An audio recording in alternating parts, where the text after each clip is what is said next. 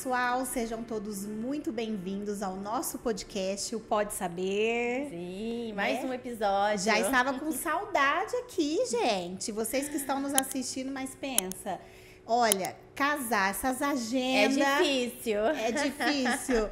E o podcast de hoje, gente, é assim, é um assunto... inédito para nós aqui, um né? Um assunto gostoso, né? Você sobre o brincar. suspeita, né? Psicóloga. E quem é psicóloga de criança, infantil? Gente, eu acho isso tudo de bom. Que você torna a brincadeira, assim, você vai muito além do brincar. Realmente, tudo a ver com a nossa editora. Sempre. Sobre jogos, livros... que, né, nós estamos recebendo a Lara do Carmo, seja muito bem-vinda, vai falar sobre essa importância, né? Do brincar, né? O brincar é a ferramenta mais, assim, eu falo que valiosa na clínica. Com certeza. As pessoas falam, mas meu filho tá indo pra terapia brincar? Sim, brincar. Projetar. Conta pra nós, quem que é a Lara? Muito obrigada, meninas, que prazer estar aqui, né? Bom, então, eu sou a Lara, psicóloga infantil, sou analista do comportamento, né? Sou especialista também em análise do comportamento aplicada. E hoje o meu maior foco é lidar, né? Trabalhar ali com as emoções junto às crianças e às suas famílias também. Sim. Então, essa importância do brincar. Vai para terapia só para brincar? Sim, é tudo isso. É só tudo isso. Né? Tudo isso, não só isso, né? Não só isso. Então, é a porta de entrada para que a gente consiga ensinar, né, com os comportamentos importantes, coisas que ele vai levar para a vida. Então, essa é a importância do brincar. A gente já começa por aí. Né? Isso aí. É difícil as pessoas entenderem, né, que o brincar é tão importante quanto. Até profissionais. E eu falo Sim. que Até alguns profissionais. Os profissionais hoje estão ensinando as famílias a brincar, Sim, né? gente. Como que é? A gente tá Retrocedendo. Porque hoje as crianças é uma geração muito tecnológica, né? Exatamente. E você como psicóloga, né, Lara, a criança fica mais introvertida ainda. É um desafio, meninas, porque hoje em dia, se a gente pensar nesse ao vivo das interações, isso acontece tete a tete, né? Olhando no olho, brincando. Então, a gente precisa também entender que teve um contexto de pandemia que fez a gente ter uma relação diferente com a tecnologia. Sim. Porque sem ela, de fato, a gente não conseguia acessar as pessoas e ter um convívio, mas também entender os impactos disso na infância. E também no comportamento dos familiares. E é isso que a gente estava comentando agora há pouco. Ensinar os adultos a brincar.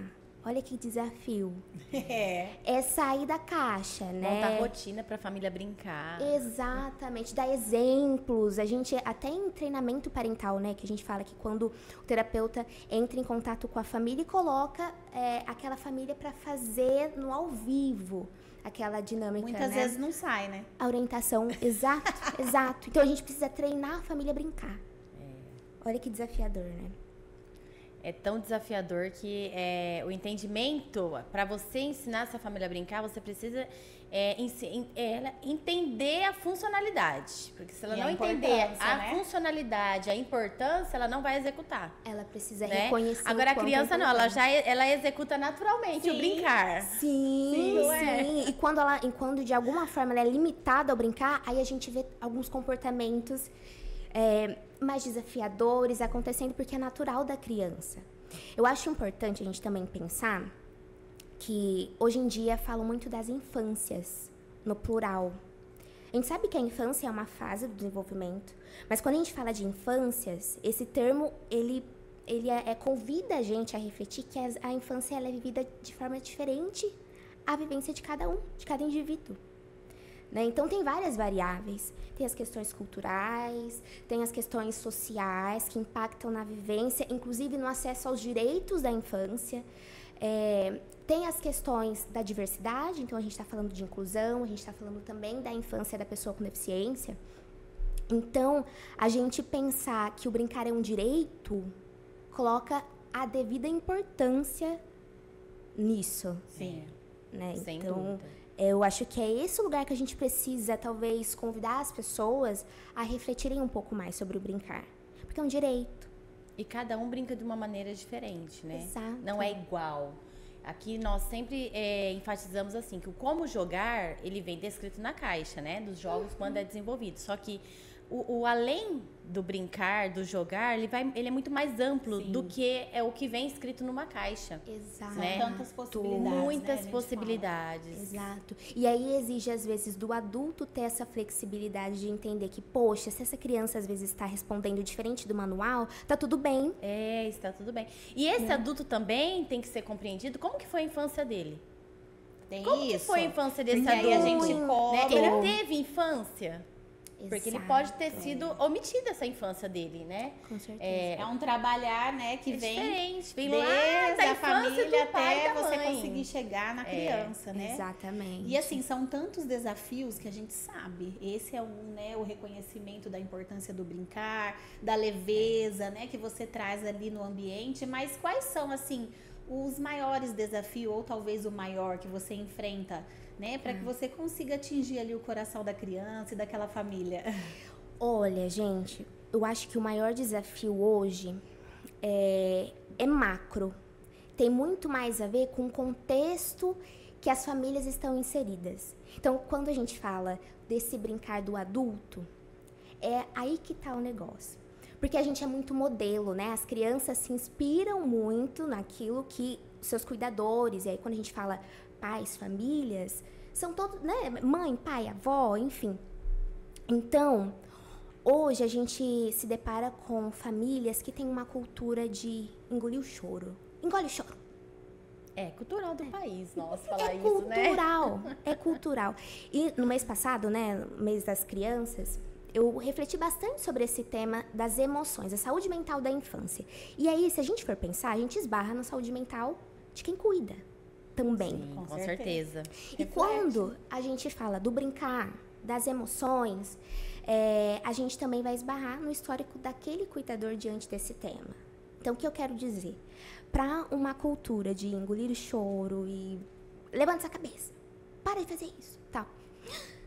Como que a gente vai, então, favorecer as crianças a manejarem as suas emoções?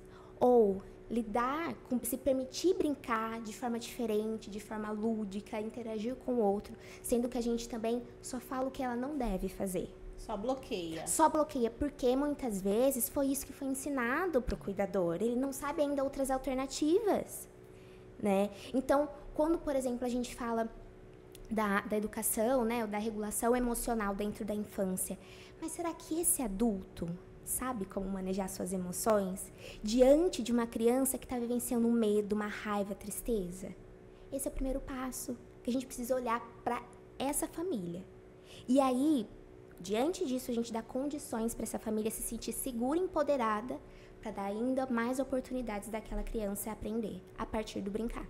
É a base, né? É a base. A família é a base. Não tem como a gente fugir, né?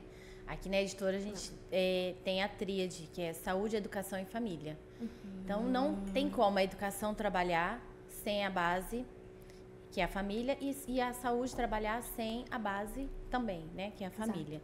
O tanto quanto é importante, né? Eu falo que os terapeutas maiores dessa criança que tem a influência é a família. Exatamente. Qualquer um passa 30, 40, 50 minutos uma vez por semana.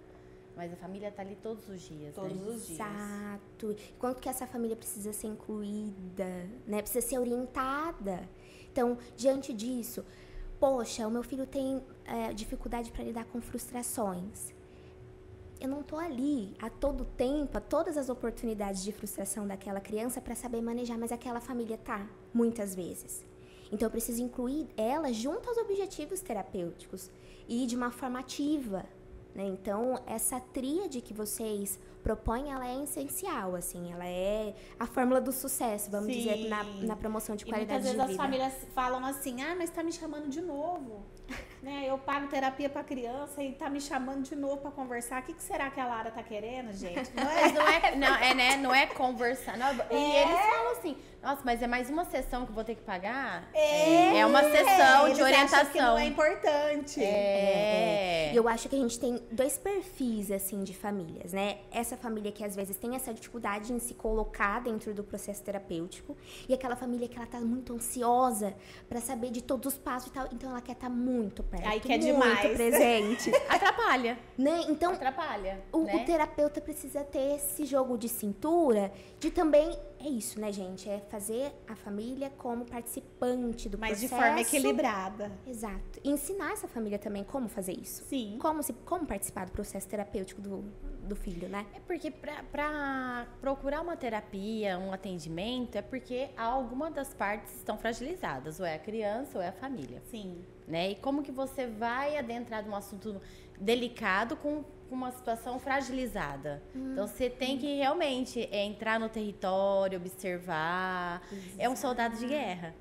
Né? A gente entra na guerra observando todos os comandos, todas as possibilidades negativas, positivas, e encontrar uma solução, um norte. Conhecendo o campo ali de Conhecendo o batalha. campo de batalha, É verdade, Exatamente. Criando vínculo, criando né? vínculo. Então, esse processo do vínculo é uma parte que não dá pra gente apressar, porque se eu não crio vínculo, nada flui depois. Então, a gente acaba sendo um invasor. Ao invés da gente ser um soldado pra ajudar na guerra, a gente vai ser visto como um contra-ataque ali. Depende da família, né? Depende da família. Vai isso ser um também. soldado, vai ser um invasor. Exatamente. Então, É. esse vínculo é importantíssimo. Esse É cuidado. importantíssimo. Essa questão de ser único é exatamente isso. Às vezes, você tem duas famílias que tratam-se ali do mesmo tema. Um exemplo, o luto. Porém, né, Cada uma às reage de vezes, uma forma, né? A negação vem da família e passa isso para a criança. E às vezes vem da criança, onde a família não consegue lidar com aquilo. Então é muito diferente. E né? tem situações que quem está precisando de atendimento é a família. E Sim. não a criança. A Na hora criança que está você super vê, bem. né? Você fala, não. A criança tá bem, não é a família, mas a pessoa, o pai ou a mãe, né, o responsável, ele recusa atendimento e quer que o outro seja atendido no lugar dele. E o que você faz quando isso acontece? Exato. Então, o que acontece, né? Quando a gente se depara com as famílias que têm um pouco mais de esquiva, né? Ela se recusa a participar ali tanto do processo, a gente começa pela porta de entrada. Então, a gente começa assim, pela criança, e a gente vai convidando aos poucos essa família para construir os objetivos junto com a gente. Então, eu acho que esse cuidado o profissional precisa ter para criar o vínculo com a criança e também com a família. Quando a gente fala de vínculo, também é sobre isso. Não adianta, você tem que ser super amiga também ali do pai, da mãe, de quem cuida, enfim. Exato. A criança te ama, mas Às vezes é só uma escuta, né? A pessoa só quer... Pronto, é um acolhimento e é isso. Então, quando a gente se depara com alguma família que tem esse perfil um pouco mais ríspido, um pouco mais distante, isso também acaba sendo o objetivo terapêutico do caso. Porque é uma peça-chave para a gente ter sucesso. sim. Muito bem, vamos lá então. O brincar, ele traz várias situações, né? Então, assim, o objetivo principal daquela questão, daquela queixa é uma ansiedade. Mas nem sempre a gente encontra ansiedade nessa criança. E como o brincar vai ajudar nesse contexto de investigar essa situação? Perfeito. Então, quando a gente fala do brincar é, igual a gente comentou, né? A porta de entrada. Então, muitas vezes, essa criança ela vai espelhar o que ela vivencia a partir do brincar. Por isso que, quando a gente entende o brincar como uma oportunidade de aprendizagem, uma oportunidade de conhecer aquela criança, a gente entende a sua importância e a gente deixa fluir muitas vezes, ou a gente direciona, mas com muito respeito àquela criança, de fato.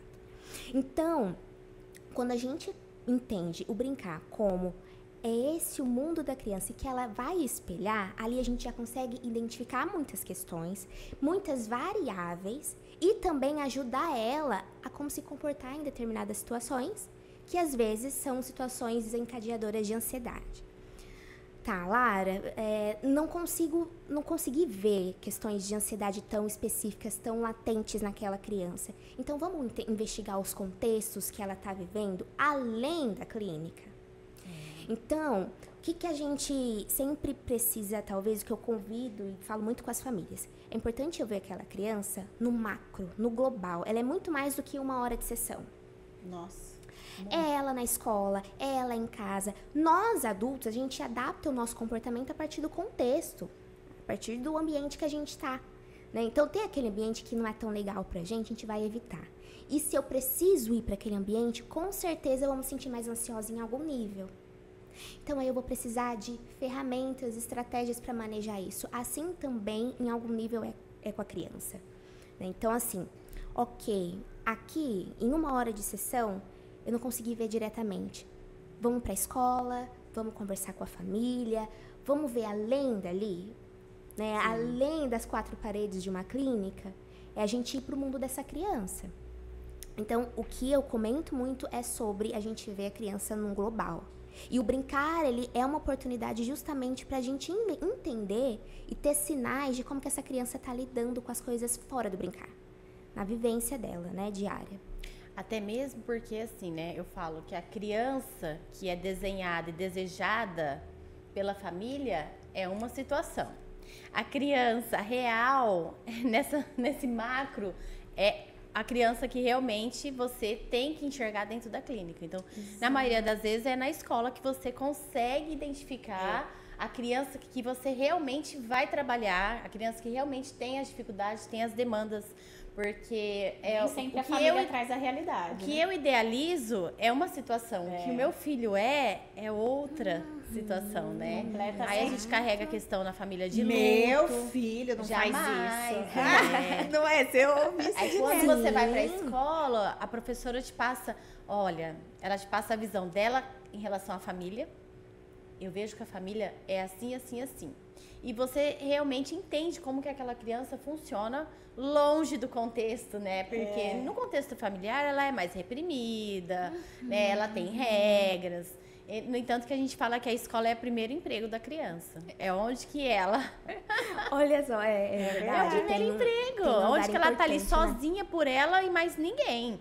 Então, é onde que acontece o desfraude mais rápido, é onde que acontece a fala, o desenvolvimento da fala acontece mais rápido, né? A frustração, os comportamentos, né? A maioria dos encaminhamentos vem da escola. O relatório escolar que vai pontuando as questões que não estão dentro do marco de desenvolvimento de acordo, né? Então, eu falo que essa questão do macro, ela é importantíssima. E tem muitos profissionais hoje, Lara, que não saem do consultório. Gente, eles não saem, né? Não saem. Eu acho um absurdo isso. Quando vocês falam da tríade, eu acho que em algum nível tem um ar de competitividade ainda, infelizmente. Tem, infelizmente. Então, ou da saúde junto à educação à saúde, é um relacionamento que precisa melhorar. Para as coisas fluírem para os dois lados. Porque, no fundo, é uma coisa só que é aquela criança e aquela família. E um precisa do outro. Um precisa do outro. Quando a gente vai falar, dentro da análise do comportamento, a gente fala muito sobre ambiente. Né? Então, comportamento, ele nada mais é do que essa interação do indivíduo com o ambiente. É uma interação de vai e volta. Eu opero no ambiente, o ambiente opera sobre mim.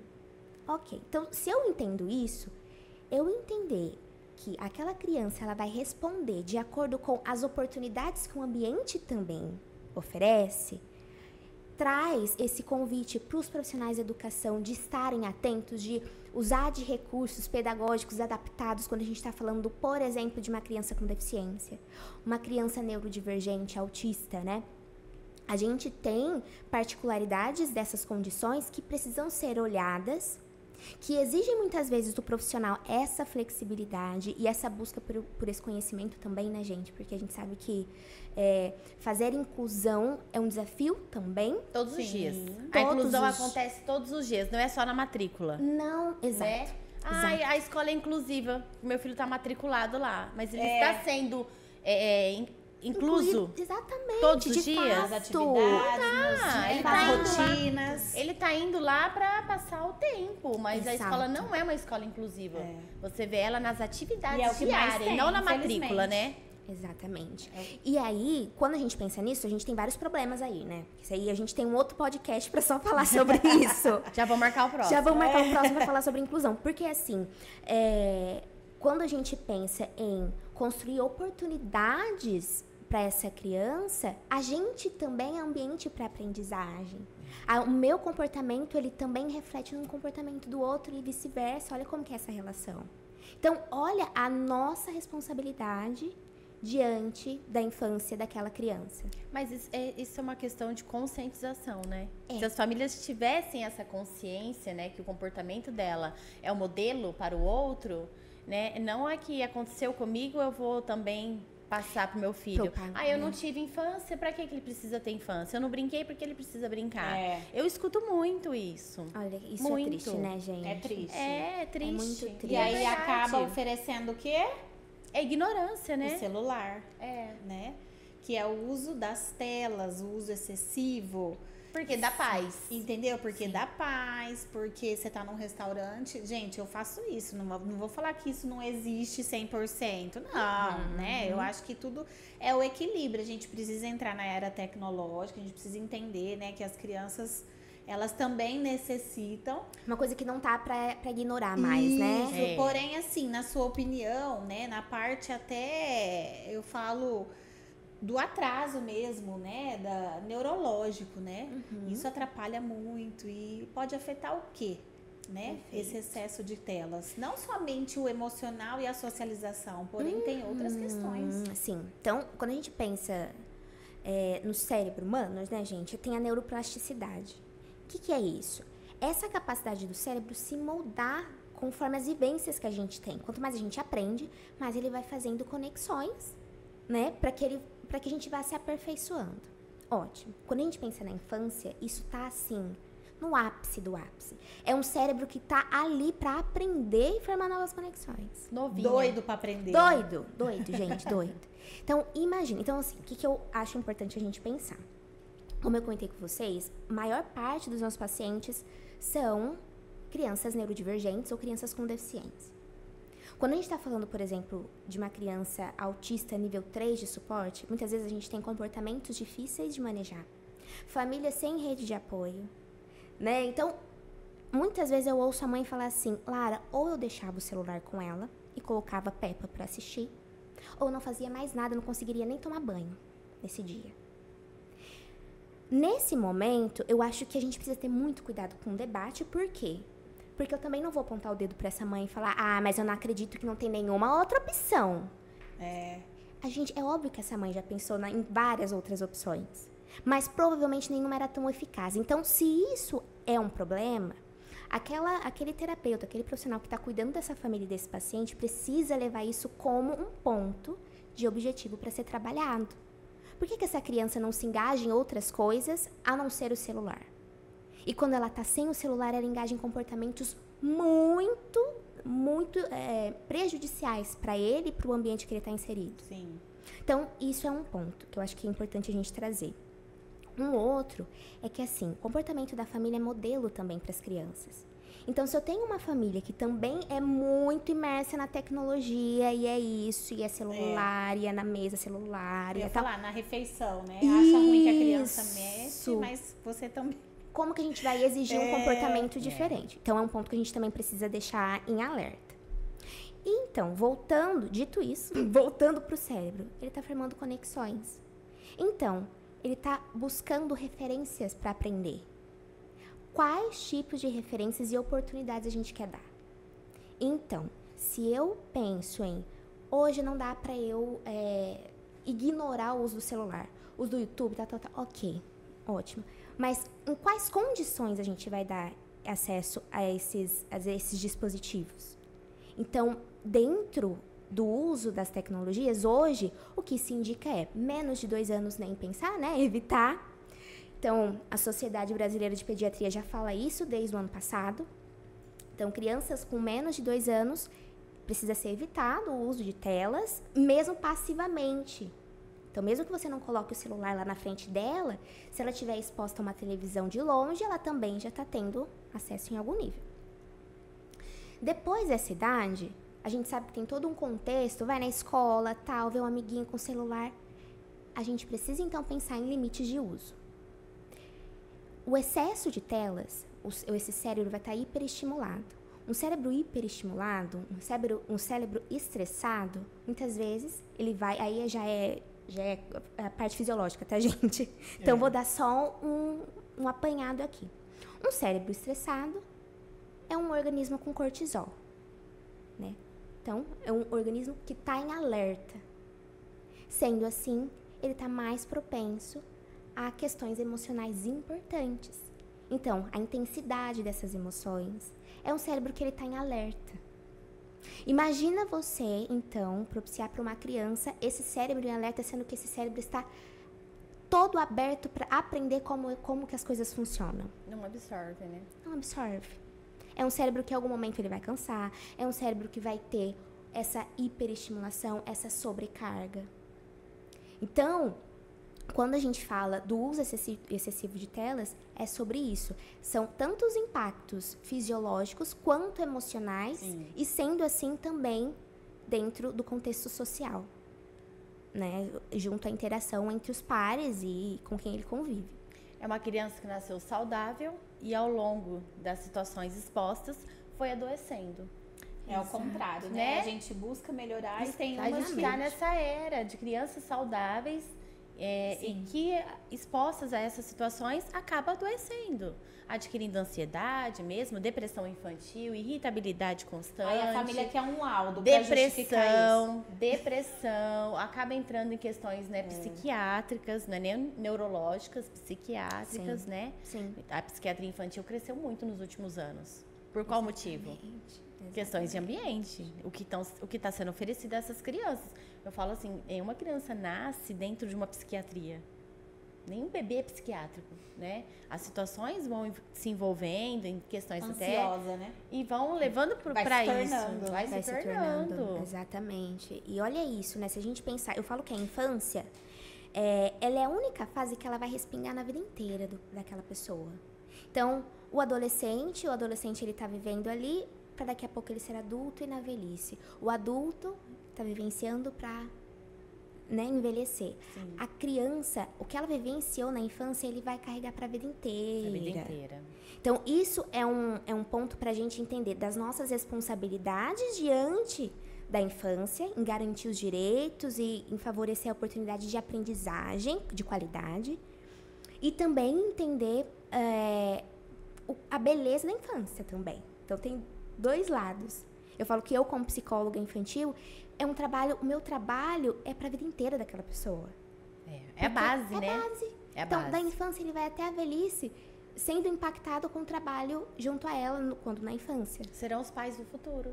Exatamente. A gente acabou de falar isso no início do podcast, né? A formadora, infância que eu ofereço ao meu filho foi a infância que eu tive. Exato. Então, é aquela infância que eu tô carregando na minha vida adulta. Exatamente. A gente sempre tem que buscar, como que fala? Ressignificar. Né? Esses dias, eu não me lembro onde a gente estava conversando sobre isso, no Clube do Livro. Eu participo com umas amigas, a gente faz leitura, né, todo mês, e a gente senta para discutir, né, no último dia do mês, enfim, é bem legal. E a gente estava falando sobre um livro que fala sobre gerações, né? Uma mulher que sofreu muito na infância e que, né, leva esse comportamento, né, para a vida. Sim. Enfim, e ela, você não conseguir dizer não, né? Então ela sofre muito com o casamento. Estabelecer os limites, né? Então aí a gente falou muito sobre ressignificar, né? A gente sempre tem que buscar melhorar, porque se a gente pensar na nossa infância, na nossa família, os traumas que nós tivemos, a gente, né, tem que não desejar isso para os nossos, não aquilo que você falou, né? A minha foi assim, pra que? Eu não brinquei. Por que ele precisa brincar? E a primeira, eu falo assim, a primeira punição que os pais fazem é retirar a brincadeira da criança. Você não vai brincar hoje. Você não vai no parque. Você não vai assistir televisão. Você não vai brincar, pegar a caixa de brinquedo. Pode guardar, vai pro seu quarto. Que poderia ser uma baita ferramenta a favor do que eles querem ensinar, super ferramenta, né? Vamos brincar para conversar como foi seu comportamento hoje? Exato. Você acha que tá certo? Esse comportamento você já viu o papai ou a mamãe realizar? A gente trata assim as pessoas, enfim, suposições, né? Sim. Mas assim, não tem o diálogo. O diálogo ele é cortado com a punição. Exatamente. E tá errado, né? Exatamente. Então, cantinho do pensamento, gente. É muito sério. Olha, a gente vai, sério. a gente vai ouvindo esses relatos e a gente vai assim se colocando Nesse lugar, né? Aí tem hora que a gente fica até assim, né, ó, pelo amor. E agora você falando isso, vamos conversar. no final de semana, meu filho foi num aniversário de um amigo, né? E eu costumo participar até desses aniversários, porque eu sou animada, as mães, conheço todo mundo, mas dessa vez eu não pude ir. Mas uma outra amiga minha, a Mini, ela foi. E aí nós tomamos um café na segunda-feira de manhã, ela me contou, foi super legal o aniversário. E aí eu fiquei sentada ali com as meninas, nós tivemos uma roda de conversa adolescente, 13, 14 anos, e aí algumas foram se abrindo, assim, falando de namorado, essas coisas. época, Tia, o que eu faço? Ela, não, isso aí você não tá te dando valor, tô brincando. E aí começou, e aí ela me contando, ela falou, eu fui ouvindo cada São coisa. carente, né? Isso, e aí Carente. uma delas falou assim, tia, eu não consigo ter essa conversa com a minha mãe nunca tem tempo. Ela Olha. chega em casa e, sabe, é muito corrido, ela nunca tem tempo pra falar. Então é isso também, né? E aí eu fiquei me avaliando, meu Deus, será que eu tenho feito igual, né? Será que eu tô... Você chamou o Arthur esse ano pra tomar um café? Não é? A gente não Né? Café com senta. Tabata. Vamos tomar um café? Vamos conversar? Tipo, a né? gente não Exato. senta e fala assim, e aí, como foi seu dia? Ó, o que você... Né? Aí, apesar que eles assim, né? Eu mando uma mensagem, e aí, tudo bem? SS de sim. É até abreviado. Não, mas o é negócio. normal, da Mas- idade, né? Só mas que a é, gente tá. precisa estimular, né? Sim. Se você for... Criar o hábito nele, porque quando ele tiver filhos, ele vai chamar o filho dele pra tomar um café. Ele vai fazer pra diferença. conversar. Aí nós duas né? conversando. Aí ela também, ela falou, nossa, eu também. Eu fiquei pensando, meu Deus, será que eu tô fazendo isso com meu filho? Assim, ela ouviu muitas queixas. Mas é no automático, né? A gente vive no automático. Não é de desculpa, mas existe essa questão da vivência Sim. no automático. É quando Influencia. assim, a criança já saiu do desfraude, mas a mãe ainda continua dando banho, continua tratando como bebê, falando como bebê, e a criança já tem 5 anos. Sim, sim. É verdade, acontece comigo lá na clínica. A criança tem 6 anos, a mãe Aí dá não comida sabe na boca. porque eu quero falar isso, não sabe por que não come sozinho. Na escola que- come sozinho. Olha só, a questão Em do casa ambiente, come, né? come só com a mãe, porque demora muito pra comer e aí a mãe dando a comida come mais rápido. Exato. Mas aí, eu ouvindo a Tabata falar o quanto que essa autocrítica que é importante, né? Porque eu acho que é esse o primeiro passo pra quebrar esse ciclo. Opa, É enxergar, né? é reconhecer. E às vezes a família tá tão no automático que pra ela funciona tão bem que vou continuar, porque eu tenho horário pra sair, preciso dar comida na boca do meu filho, porque assim eu tenho sucesso em ele comer toda a comida. Mas a questão, se a gente tá falando de autonomia, em algum momento a gente precisa proporcionar a oportunidade dele fazer sozinho, e isso tem um custo. Deixa eu tomar banho sozinho. Se saiu cheirando alguma coisa, olha, vai lá e volta e toma um banho. Toma um banho diferente. Faltou isso. Porque se você não apontar, ele vai continuar tomando banho errado. Isso vai levar pra vida tomar banho Sim. errado, né? E você corrigindo, E não fazendo por ele. não. Dá chances dele aprender a como fazer da forma ideal, Isso, né? Então, é esse o ponto. Mas assim, ouvindo ainda o relato da Tabata, eu fico pensando sobre a questão da validação, né? Que a gente conversou muito bem agora, minutos atrás, beleza, meu filho tá triste, tá... Vamos, filho, vamos. Vamos, não, para com isso, enxuga Não esse tenho tempo pra isso, choro. não. Eu já falei. Não tem tempo pra isso não, pelo amor de Deus, você precisa ir pra escola, tá. Ok. Mas e aí? Em alguma forma, ele vai lidar com a tristeza de novo em algum momento. Até porque ninguém escolhe ficar triste, ninguém escolhe, né? Se a gente tá pensando em ter qualidade de vida, dificilmente a gente vai escolher sentir as emoções agradáveis. A gente, adulto, a gente acha que tem controle sobre elas. E aí, a gente já ensina isso pra criança. Engole esse choro. Chega. Não, pra que essa raiva? Respira, vamos. Pra que isso? Medo do quê? Tá com medo do quê? E aí vai Não faz nada. Então, assim, é um processo também de desvalidar aquela emoção. Lara, que horror, meu Deus, a família faz isso porque é uma família tóxica. Calma, às vezes a gente realmente não foi ensinado a validar as emoções. Isso isso mesmo. E muitas vezes Não é intencional, não. de forma alguma. Então, muitas vezes, esse terapeuta, dentro da orientação parental, a gente fala muito isso. Vamos primeiro ensinar a validar as emoções, esses familiares, esses responsáveis, a saber validar as emoções primeiro. Ok, validou? Aí a gente vai para os outros passos do ensino sobre as emoções. Lidar, né?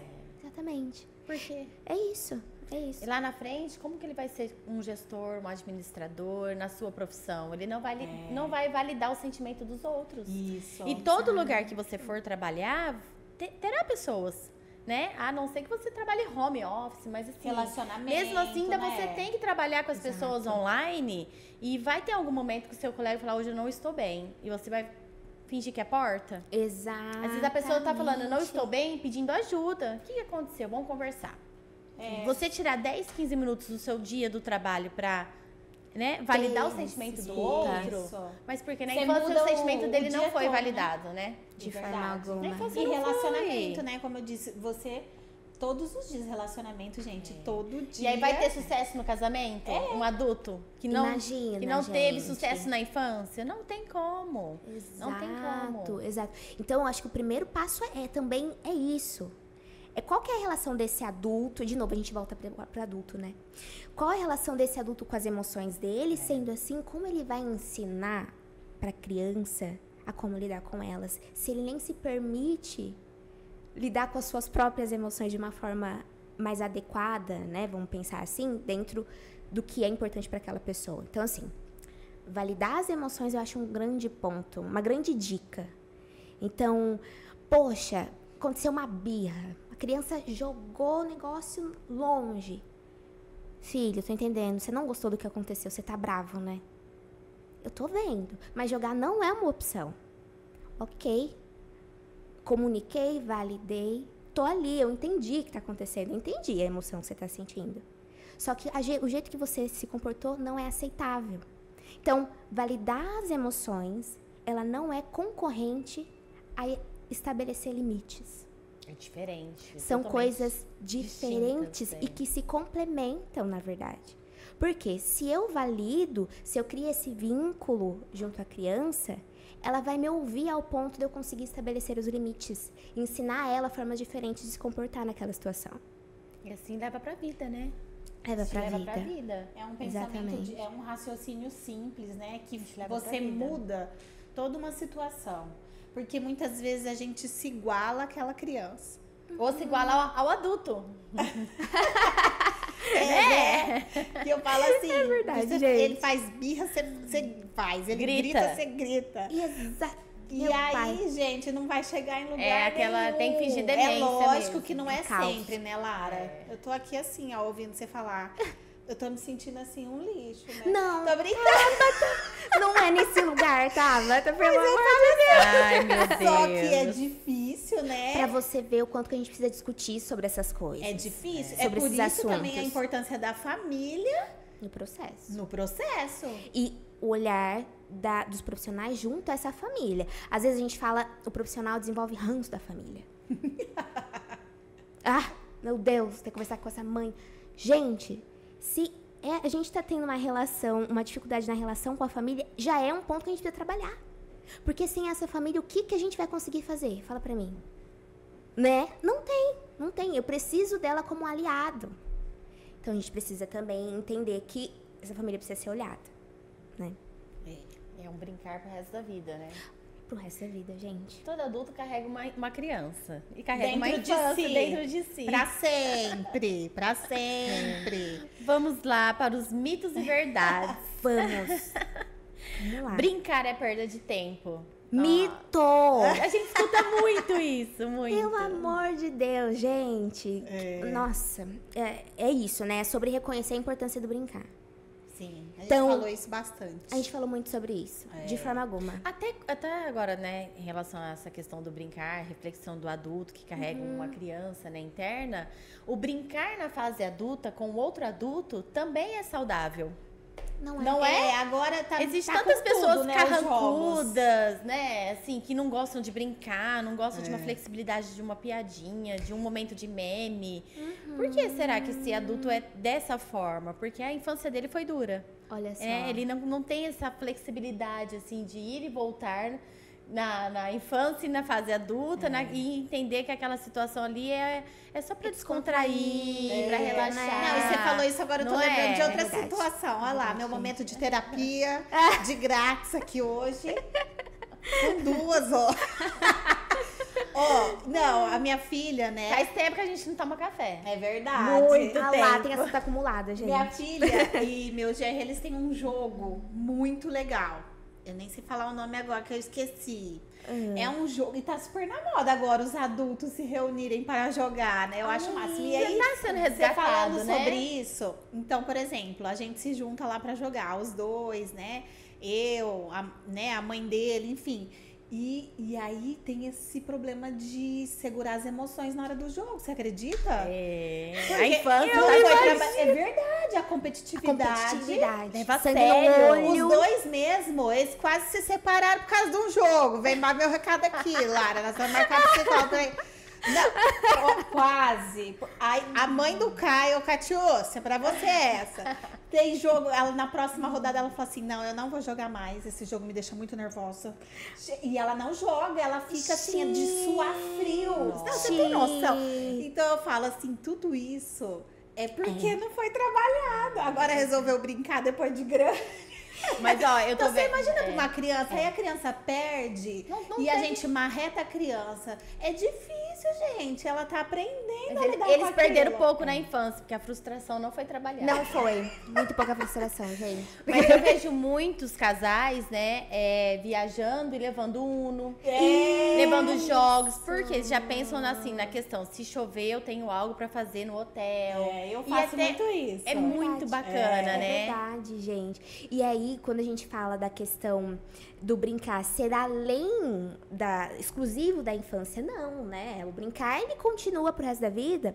E quando a gente fala do brincar livremente, a gente pensar nisso, também dá essa autenticidade para a criança de fazer as regras, de escolha. explorar e às vezes mais para frente pensando que um brincar muito controlado, cheio de regras, não, você tem que fazer assim, tem que seguir Ai, exatamente com tanta o boneca, você vai pegar essa, manual. não, fulano. Isso.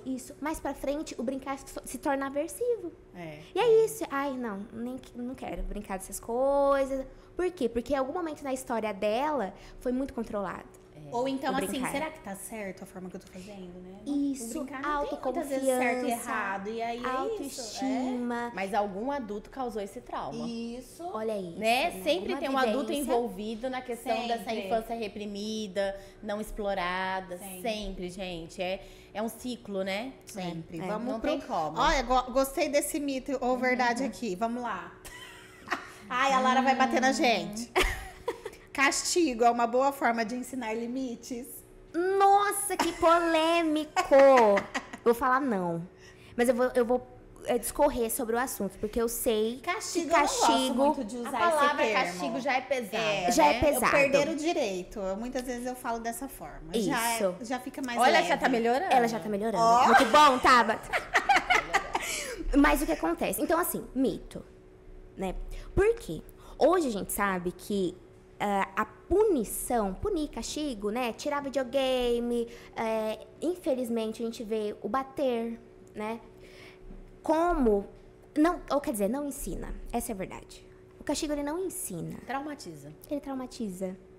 Ele cria memórias que, se a gente for pensar nesse ciclo que a gente está falando, e que precisa ser quebrado, quais exemplos essa criança hoje vai colocar lá para frente se um dia ela decidir, então, né, construir uma família?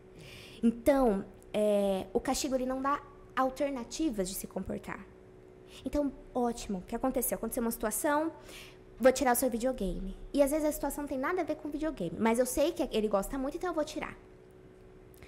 Tá, mas qual oportunidade eu tenho para ensinar o que ele deveria ter feito?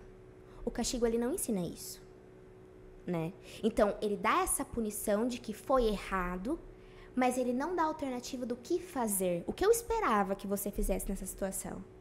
Então, a gente fala muito sobre... Fulana, né? Quando a criança tá explorando o ambiente e tal, e sobe na cadeira que não podia subir. Então, Maria, desce da cadeira. Não pode ir na cadeira. Tá, mas aonde que ela pode explorar, então? Não é em cima da cadeira, ok. Mas ela quer explorar um ambiente, onde que ela pode ir? Ó, olha ali, embaixo no armário, abre ali pra você ver o que tem. Eu tô entendendo, você quer conhecer, você quer ver o que tem aqui na sala. Abre ali. Mas em cima da cadeira, não. Eu tô dando alternativas pra ela se comportar. Se eu só falo, não faz isso, mas eu faço o quê? E aí dá chance pra criança se comportar de várias formas, inclusive aquilo da forma que a gente não espera. É dessa forma mesmo. Arrasou. A palavra não, ela é... Isso, né? o não é negativo, né? E não entendido. Ele é negativo e ele é não entendido, não compreendido. fica Por quê? vago, né? A criança volta a realizar esse comportamento de novo. Sim. Sempre assim. Ela não entendeu o porquê que ela não pode subir na cadeira. Exatamente. E é legal isso, Porque né? cai, Você não pode encerrar machuca. ali. Não, porque... né? Perfeito. Sim. E aí... Às vezes Da até essa alternativa. questão da alternativa é muito legal. Isso eu não faço. Eu aprendi. Verdade. Que legal, Mas né? o porquê do não, eu costumo falar. Isso é importante. E isso eu falo muito pro meu marido, porque ele é muito bravo, ele... Corajosa ela, hein? Ele é muito bravo. E às vezes eu falo assim, Bruno, você tem que falar por que não. Ah, por que não? Porque eu mando, porque... Eu entendo. Tem hora que a gente, né, gente... A é o que eu paciência falo, também, tem né? dia, a gente não é perfeito todo dia. Não... É sangue de barata. Mas o porquê do não, É importante. eu falo. É importante. Porque vai machucar, porque vai cortar o seu dedo, porque você pode cair, fazer... né? E Excelente. é isso mesmo, gente. Outra questão polêmica do mitos e verdades. A criança precisa aprender a lidar com suas emoções sozinha. Gente, tem adulto que fala isso, que eu já escutei. Não, ela vai aprender. Daqui a pouco ela aprende a lidar com isso. Daqui a pouco Deixa o ela. choro passa. Daqui a pouco o choro passa. Isso, no tempo dela, no tempo dela. Deixa ela chorar, deixa ela chorar. Isso, mito. Né? Então, assim, se a gente tá falando que, na infância a criança está aprendendo a lidar com o mundo, a se conhecer, como que ela vai fazer isso sozinha, gente? E aí, se a gente espera que ela faça sozinha, a gente vai lidar com algum tipo de aprendizagem que não é o adequado, porque a gente entende que é o certo socialmente. Então, a gente está dando margem para comportamentos que não são tão legais acontecerem, porque se a gente espera que ela aprenda sozinha, né? E não vem com manual, né? Ela não vem com manual, né? Ela tá aprendendo. É um livro branco que as páginas estão sendo, né, desenhadas, escritas. Muitas vezes cada um nem a faz gente sua forma. sabe, né? Ainda mais uma criança. Cada um que- registra a sua vida de uma Sim. forma diferente, né? Exatamente. Assim, a gente sabe que a criança, ela tem essa autenticidade de ter preferências, de conhecer o mundo, mas quem vai oportunizar isso e direcionar, de fato, é o adulto. Então, a criança, ela é um indivíduo único ali, que está construindo, que ativamente está fazendo a vida acontecer. Mas ela precisa ser olhada e cuidada, porque é do direito dela. E assim, a gente falou um pouquinho sobre família, né? A gente falou um pouquinho sobre a educação, né? Dos profissionais estarem aí entrelaçados em toda a circunstância, né? Sim. E qual a dica que você daria, né, para esses profissionais, né, da educação, enfim, ou aqueles que diretamente lidam com aquela criança, para as famílias, dicas práticas para lidar com a emoção no dia a dia? Perfeito. Então, assim, são algumas que eu acho que a gente foi discutindo durante o nosso bate-papo e eu vou tentar trazer um resumão. Então, primeiro ponto, validar as emoções da criança. Então, de novo, validar as emoções não é o oposto de estabelecer limites. Né? Então, esses dois pontos caminham juntos. Não é porque eu valido que eu sou permissivo, mas eu valido e estabeleço limites. Porque são aprendizagens diferentes. Então, validar as emoções é muito importante. Aí sim, eu pensar em ser um ambiente seguro para a criança, para que aí sim eu ensine as regras e combinados. Então, esse é um primeiro ponto. Tem uma outra dica, que falando nisso sobre comunicar os limites é bem legal, que é a regra do sanduíche. E é bem prático essa. Então, sanduíche, pensa que tem o pão, o hambúrguer e o pão de novo. Quando a gente lida com comunicar um limite, eu vou pensar num sanduíche. Então, primeiro, eu vou dizer o que eu esperava que essa criança fizesse, né? Depois eu vou falar o que ela não pode fazer e depois eu vou retomar o que eu espero que ela faça, para que fique afirmado, fique em destaque a forma que eu espero que ela se comporte. Então, por exemplo, eu vou dar um exemplo aqui. A criança não quer mais brincar com a boneca e assim ela joga a boneca longe. Então, eu vou chegar pra ela e vou falar assim: Maria, você quer guardar a boneca? Guarda dentro da caixa. Jogar não, guardar. Então, eu tô dando a opção, a alternativa desse comportamento, enfatizando isso, mas eu também não deixo de expor ela ao não, ao que ela não pode fazer. Então, jogar, eu não aceito. Guarda. Então, por isso o sanduíche. Primeiro você diz aquilo que você espera que ela faça. Então, Maria, guarda a boneca. No meio, o que não é para ela fazer. Jogar, não. Guardar. Para ela, então, entender o que ela pode fazer naquela situação como alternativa. Então, essa é uma dica também bem prática que dá pra gente pensar. E aí, além disso, outra dica. Brinquem. Brinquem. Então, aquilo que você quer ensinar para tua criança, coloca aquilo na brincadeira, coloca aquilo no lúdico, espelha ela. Então, se a gente está brincando, teve uma situação que ela passou muita raiva e eu quero trazer isso em algum momento como ensinamento. Vamos pegar uma boneca e vamos... Ai, fulana, eu tô com muita raiva. Seja caricato, seja, né? Se permita ser essa criança também. Se permita brincar. O adulto que ele não sabe brincar, de alguma forma ele precisa se permitir aprender. E aí tem formas de pedir ajuda para isso, né? Tem a psicologia, com serviços tanto de psicoterapia infantil, intervenção comportamental, quando a gente está falando de crianças com quadros importantes de deficiência também, né? A gente também pode pensar na psicoterapia familiar, orientação parental. São modalidades dos atendimentos de psicologia que eles estão olhando para a família e para a criança também, né? Então, brinquem. Brinquem, porque o negócio vai dar certo. Então agora é hora de brincar. Eu ia falar isso agora, então. Agora é hora de brincar. Você já deu a deixa. Aí, já agora é hora de brincar. Agora você vai brincar, Lara. Vamos Ótimo. lá. Vamos lá, que eu gosto de brincar. Nosso jogo Organize a Cena e Conte a História. Ele vem com os 4 principais cenários da infância, né? Um jogo de imã, de projeção. Então ele vem com um parque. Pode pegar, gente. Pode explorar. Então, Pode explorar. Vem com um parque. Olha lá, o parque, a escola, a sala de aula, a sala, né, sala de estar, e a cozinha.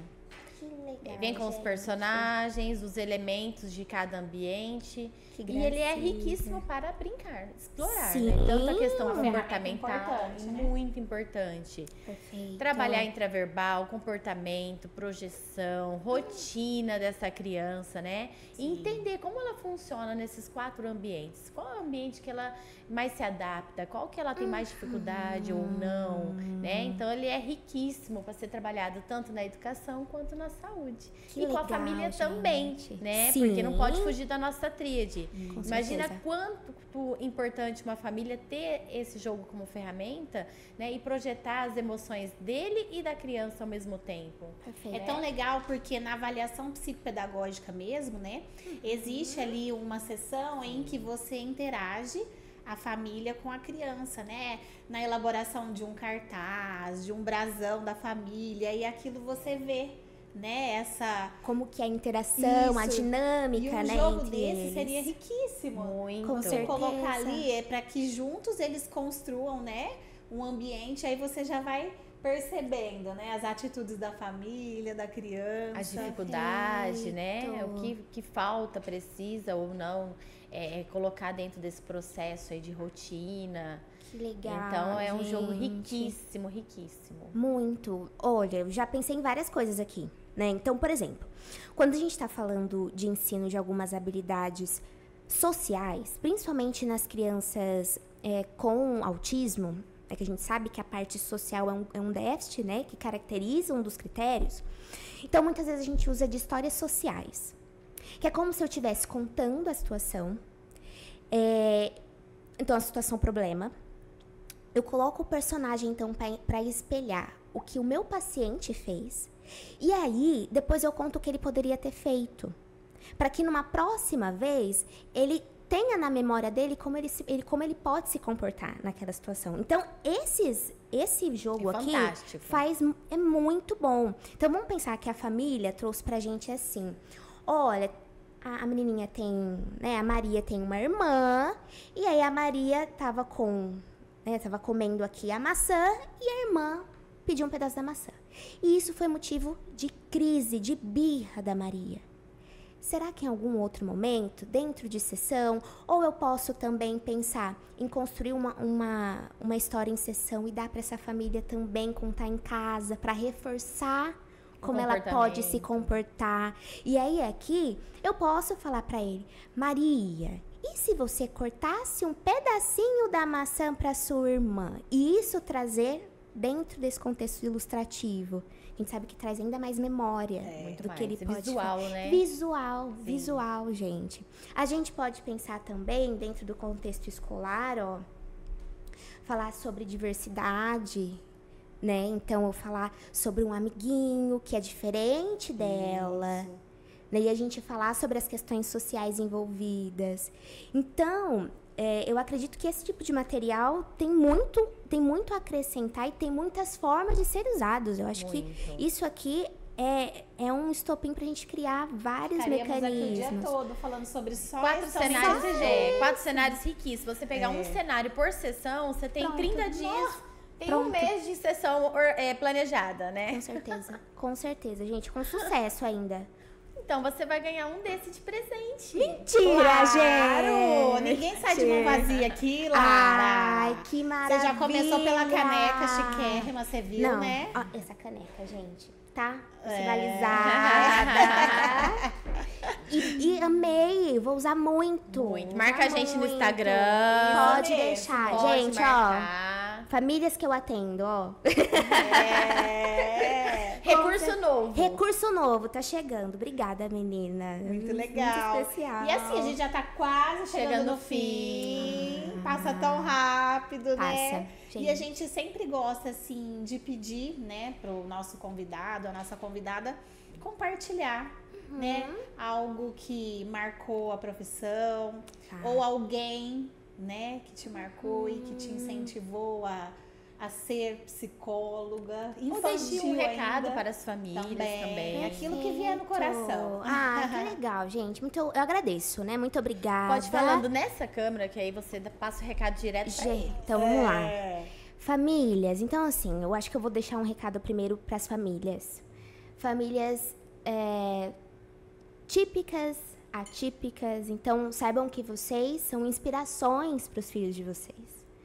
Vocês, então, quando a gente fala sobre modelo, a gente também está falando de inspiração, de ser essa pessoa referência.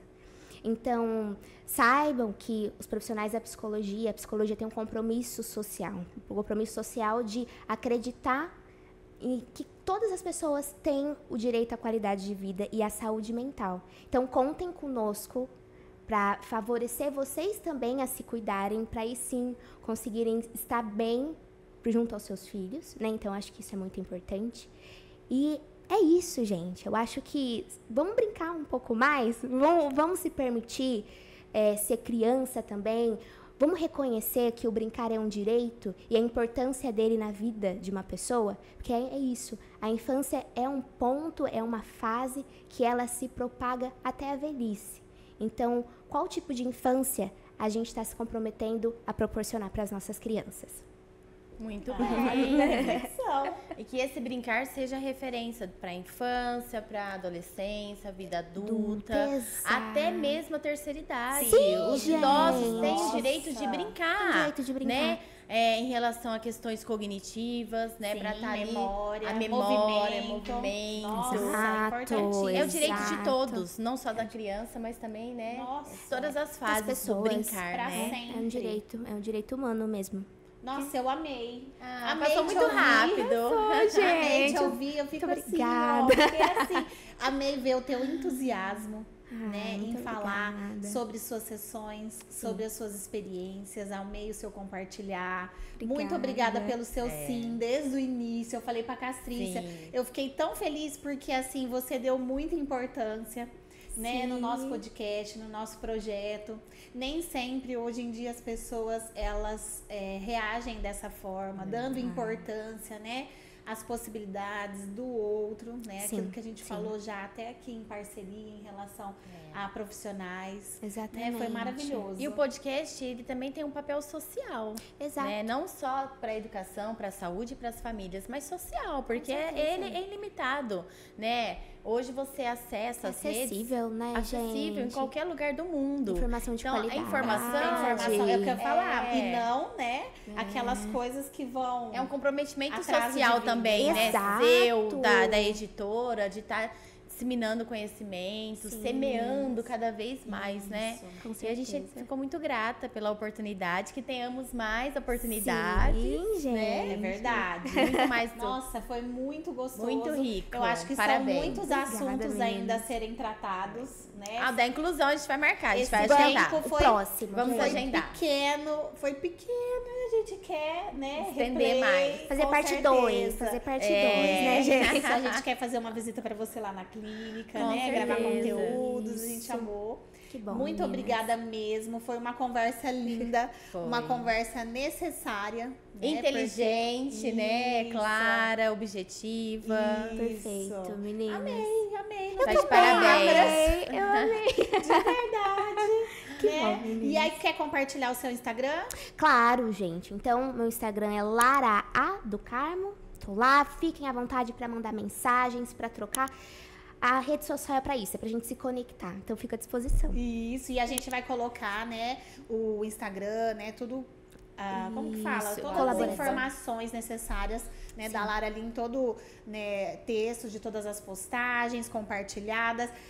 Pede pra família seguir a gente, se inscrever no canal. Sigam, Pede para os gente. pacientes seguirem pros também. pacientes assistirem depois o nosso Certeza. podcast, Pode né? deixar. E assim, seguir a gente nas redes sociais, independente do Pode Saber, temos a TZ Editora. A gente tem o YouTube com as leituras dos livros das emoções em tradução em Libras. Que demais, gente. super inclusivo, né? Inclusivo, Então, assim, acessível. A gente tem vários projetos legais, né? Perfeito. E em breve a gente vai levar os livros lá das emoções pra você. Vamos fazer um né, podcast fazer com só as sobre as emoções. Pronto. Isso. Parte 3. Parte 3. Mas é isso. E a gente agradece muito. Muito Eu que obrigada agradeço, pela meninas. oportunidade. Eu que agradeço, viu, pelo convite. Parabéns pelo trabalho de vocês. Muito bom contribuir. E obrigado pra você que tá assistindo a gente nos Isso ouvindo, mesmo, né? gente. Compartilha, comenta, deixa, né? Os seus Sugestões questionamentos. para os próximos podcasts. Isso, a gente gosta muito. E até a próxima, gente. Tchau, tchau. Tchau.